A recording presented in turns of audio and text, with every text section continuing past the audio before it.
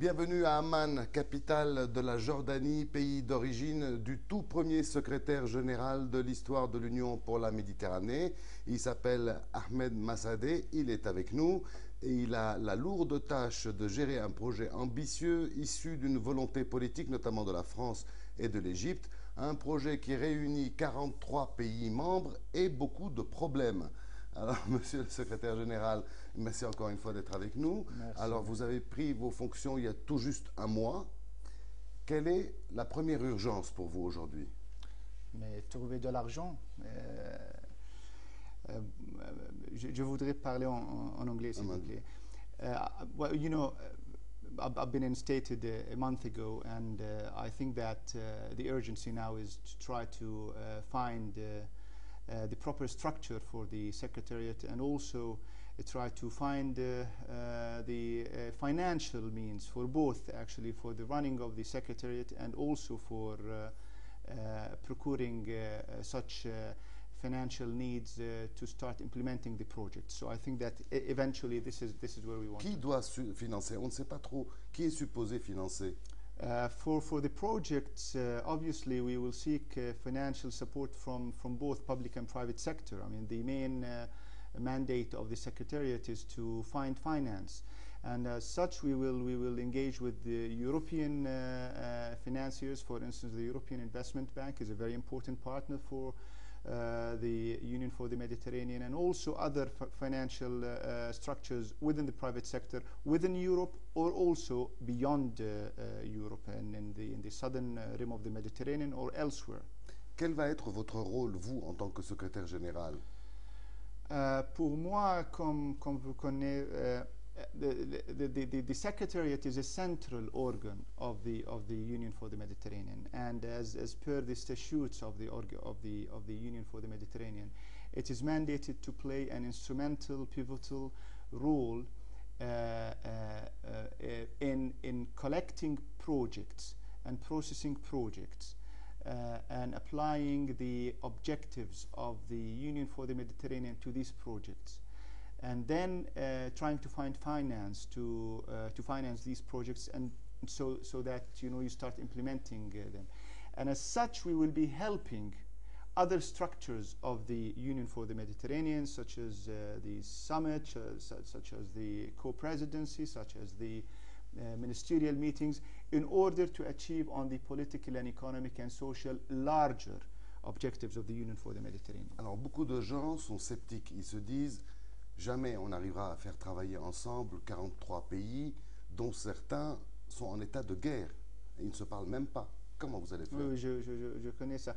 But it's difficult. I'm not saying that it's easy actually to work with 43 countries when also in some instances there are difficulties, as you know. And of course, I believe the conflict in the Middle East will always be one of the important issues that need to be addressed. And I think that the establishment of the Union for the Mediterranean aims at building confidence between all the parties.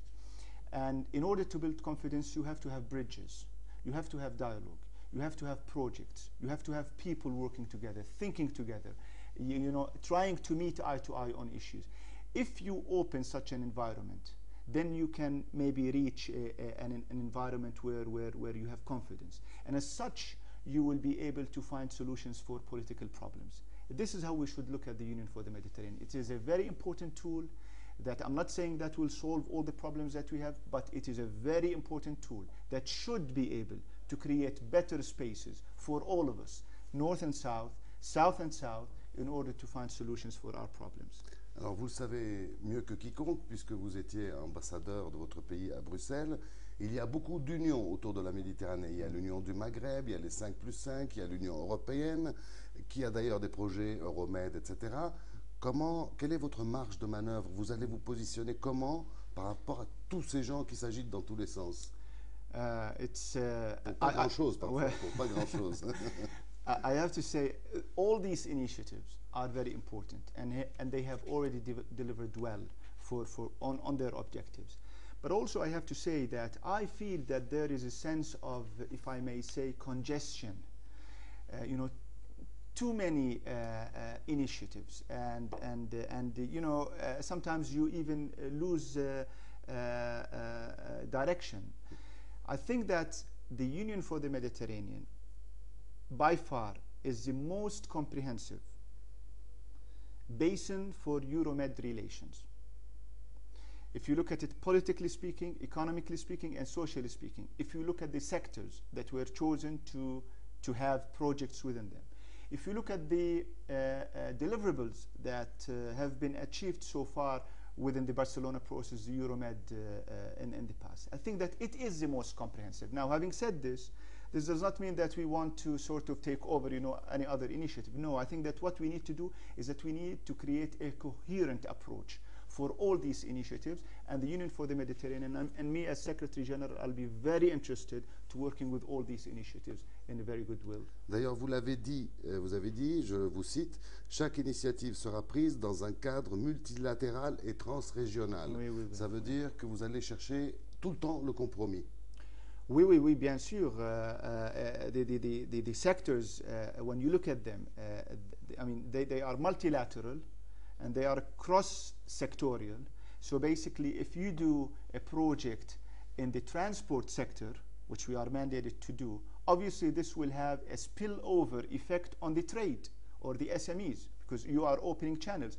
If you enhance the situation on pollution, for instance, and on water issues, then also you are creating a potential for the civil protection and other, you know, sectors. So basically, these sectors cannot be looked at isolated. They all connect together, and we want them to connect together in order to create a network of relationship in all these sectors. Est-ce que vous aurez un rôle politique? Parce qu'il y a 43 pays et 43 diplomaties, en fait, qui sont jalouses les unes des autres. Yeah. Est-ce que vous allez pouvoir avoir un rôle politique? For the Secretariat, I have to be clear about it. The Secretariat has a technical nature, has a technical role. We are mandated to procuring, or actually to processing, to identifying projects, take them by the countries, or we propose, process them, give them the branding of the Union for the Mediterranean, find finance for them, and put them on track, give them back to the countries so that they start delivering. But having said this, obviously, as a Secretary General, I will have, because of the nature of my post, some political engagement with my counterparts in the relevant sectors, you know, the foreign ministers, for instance, and for me also, I will try my best and put all my good offices and expertise in order to bring people together, to bring this project into a success. I'm a good believer in this, and I think that, I mean, in this context also, I would like to salute France for putting, you know, this initiative into action. It's a very important one. I am a believer in it, and I will do whatever I can to help it succeed. Alors, en juin, il y a le second sommet de l'Union pour la Méditerranée. Quels sont les grands domaines, les grands chantiers sur lesquels vous travaillez? L'environnement The summit is very important.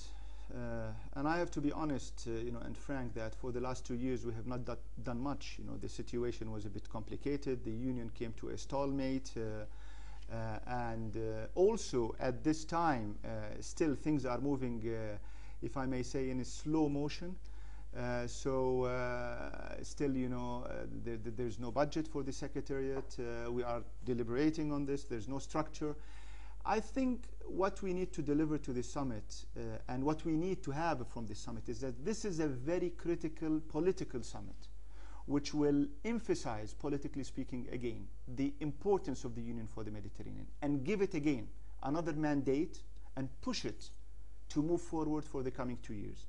Of course, I think that there should be a reinstatement and re-emphasizing of the 6 sectors that were chosen at the Paris summit, and at the same time, I expect, you know, the full political support from the member states in order for the Secretariat and for the Union to move. Un des projets qui vous tient à cœur, c'est aussi la création d'une université euro-méditerranéenne. En quoi ça consiste? Très important. This is a very important initiative, a very important university. One of the sectors, as you know, is that we want to focus on research and higher education. Look, I tell you something. As long as we as people fail to communicate in the proper way, and as long that we don't have what I call an educational Mediterranean space, then we have a problem. And this is why we need to go to the grassroots and to go to the people and to go to the students, and we need to create common projects from the north, from the south. I need to see students coming from Denmark and from Portugal and from Morocco and from Syria coming and sitting together in the same environment. This is how you create a space. This is how you create a common understanding between the people. And these are the young people, the most important people for all of us here. And as such, I look at the IMUNI, the university in Slovenia, as a very important project. I happen to have a very good relationship with them and with the rector, with the president of the university, and I am going to push and give all my support to the university to also have it become a true success of the Union for the Mediterranean. Alors aujourd'hui, tout le monde sait que la communication est la base de tout. Je sais que l'Union pour la Méditerranée a en projet de faire une télévision. Or, il se trouve qu'il y a déjà une télévision méditerranéenne adossée au groupe France Télévisions qui émet depuis la Corse et qui s'appelle Viastel. Pourquoi c'est pas celle-là, la télévision méditerranéenne? Pourquoi aller créer encore d'autres télévisions méditerranéennes? Let me, on this point, this is a very important question. Let me on this point also emphasize the importance of communication and the media. And I feel that this is where the Union for the Mediterranean and the Secretariat can make a difference as opposed to the previous engagements or initiatives. I think that we have not communicated.